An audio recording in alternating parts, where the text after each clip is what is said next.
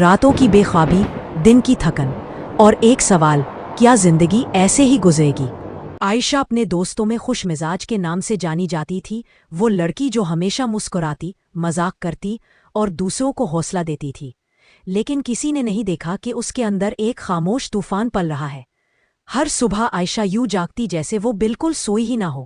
اس کی راتیں بے چین گزرتی تھی، کبھی وہ گھنٹوں جاگتی رہتی اور کبھی حد سے زیادہ سوتی، لیکن پھر بھی تھکن کے ساتھ اٹھتی۔ بستر سے اٹھنا اس کے لیے پہاڑ اٹھانے جیسا تھا۔ اسے یاد آتا کہ کبھی وہ پینٹنگ کرنا اور اپنے چھوٹے بہن بھائیوں کے ساتھ کھیلنا پسند کرتی تھی، لیکن اب یہ سب خوشیاں کہیں دور لگتی تھی۔ رنگوں کے برش سوکھ کر ٹیبل پر پڑے تھے، مسکرانے کی ہمت بھی نہ رہتی تھی۔ اس کی بھوک بھی بدل گئی تھی، کبھی وہ کھانا کھائے بغیر پلیٹ میں ادھر ادھر گھماتی رہتی اور کبھی ضرورت سے زیادہ کھا لیتی تاکہ دل کے خلا کو بھر سکے۔ اس کے کپڑے ڈھیلے پڑ گئے اور جسم کمزور سا محسوس ہونے لگا۔ عائشہ نے دوستوں سے ملنا جلنا بھی کم کر دیا۔ جب وہ بلاتے تو وہ بہانے بنا لیتی، میں مصروف ہوں، تھکی ہوئی ہوں، یا اگلی بار۔ اصل میں وہ سمجھتی کہ اس کے پاس دینے کو کچھ نہیں۔ اس کے دماغ میں صرف گناہ، مایوسی اور یہ خیال رہتا، میں دوسروں پر بوجھ ہوں، کوئی مجھے نہیں سمجھے گا۔ اگر میں نے بتایا تو لوگ میرا مذاق اڑائیں گے یا مجھے کمزور کہیں گے۔ کام پر بھی اس کی توجہ بٹ گئی، جو کام منٹوں میں ہو جاتے تھے اب گھنٹوں لگتے۔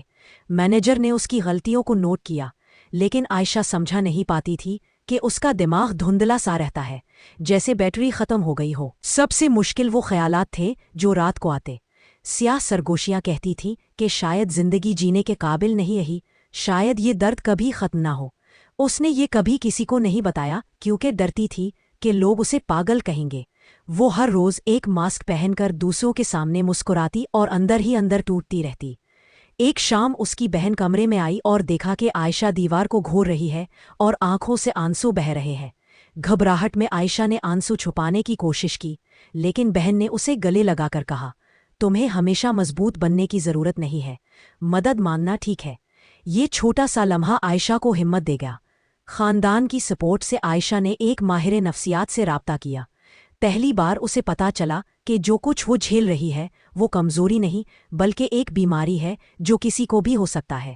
تھراپی، صحت مند طرز زندگی اور ضرورت پڑنے پر دوائی سے علاج ممکن ہے۔ عائشہ کا سفر آسان نہیں تھا اور نہ ہی جلد ختم ہوا، لیکن وہ دن اس کی شفا کا آغاز تھا جس دن اسے احساس ہوا کہ اسے یہ جنگ اکیلے نہیں۔ عائشہ کی کہانی صرف ایک لڑکی کی نہیں بلکہ ان سب کی ہے جو کبھی کبھی خاموش جدوجہد میں مبتلا ہوتے ہیں۔ یہ ویڈیو دکھاتی ہے کہ مشکل وقت سب کی زندگی میں آ سکتا ہے، لیکن سپورٹ، بات کرنے اور چھوٹے مثبت قدموں سے روشنی کی طرف بڑھنا ممکن ہے۔ یہ ایک کہانی ہے امید کی، ہمت کی اور اس احساس کی کہ کوئی بھی جنگ اکیلے نہیں لڑنی پڑتی۔